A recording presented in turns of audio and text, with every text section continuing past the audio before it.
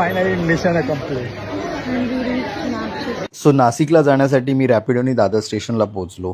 Ticket काढलं आणि बायकोची वाट बघत उभा होतो. बायको इतक्या आरामात येत होती की जसं आमचं फर्स्ट क्लासचंच तिकीट आहे. शेवटी बायको आली आणि आम्ही लोकलने CSMT स्टेशनला जाण्यासाठी निघालो. लोकलमध्ये थोडा टाईमपास केला आणि मग आम्ही पोचलो CSMT स्टेशनला. प्लॅटफॉर्मवर चालत चालत दुसऱ्या प्लॅटफॉर्मवर जात होतो जिकडे पंचवटी एक्सप्रेस थांबलेली होती. थोडंसं लवकर आलो असल्यामुळे आम्हा दोघांनाही मस्तपैकी विंडो सीट्स मिळाल्या.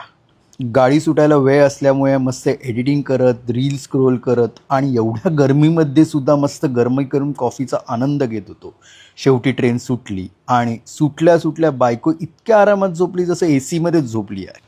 सो इतक्या गरमीमध्ये आणि गर्दीमध्ये टाईमपास करत करत कधी नाशिक येतं आहे याची वाट बघत होतो आणि फायनली आम्ही नाशिकला पोहोचलो.